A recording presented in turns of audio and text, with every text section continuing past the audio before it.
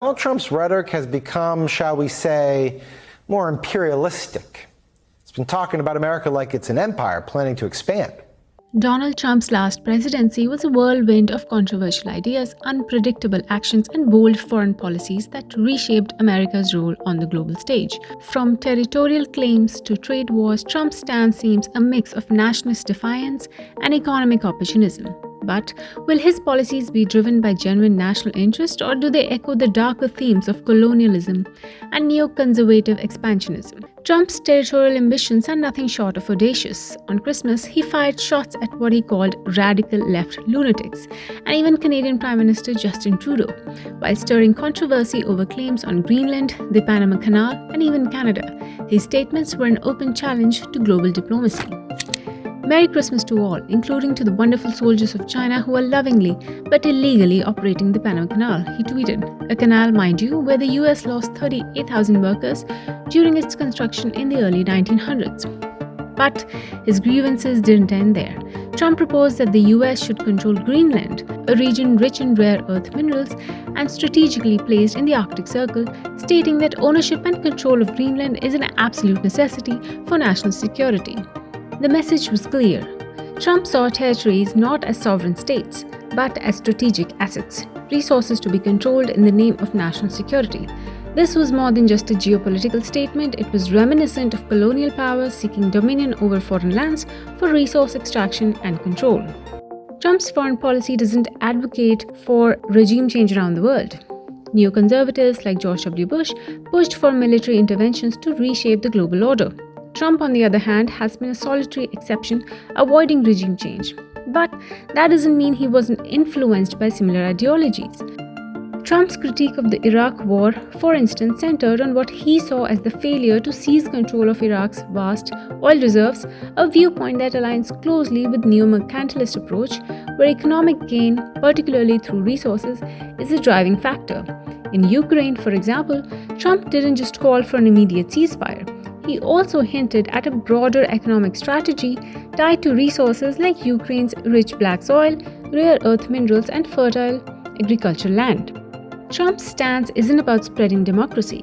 It's about using US power to secure resources for national gain, a throwback to colonial times where territories were seen not as nations with their own autonomy, but as resources to be extracted for the benefit of the imperial power.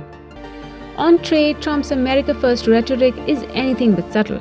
In his 2024 presidential campaign, he promised tariffs as high as 60% on imports from China, 20% on global imports, and even 100% tariffs on countries like India, Brazil, and South Africa if they challenge the US dollar's dominance.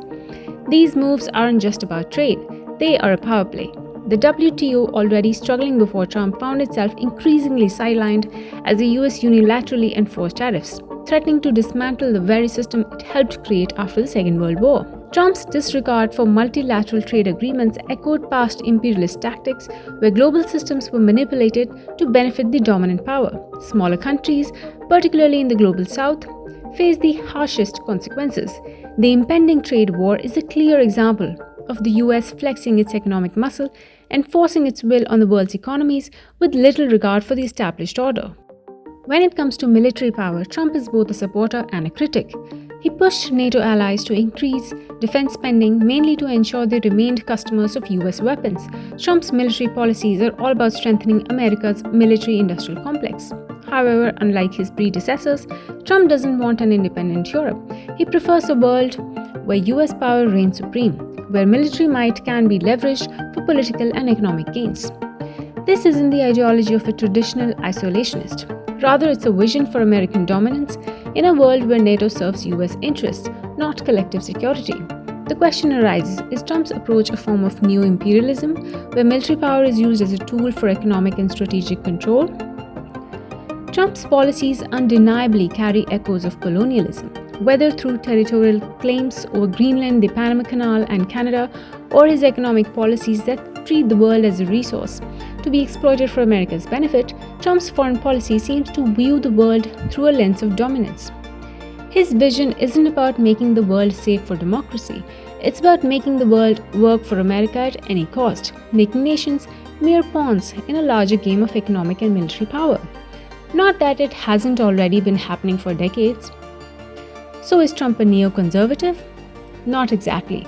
But is he a neo-mercantilist with colonial ambitions? In many ways, yes.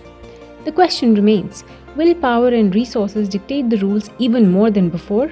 And will other countries toe the line? Or will it lead to large-scale wars with the likes of China?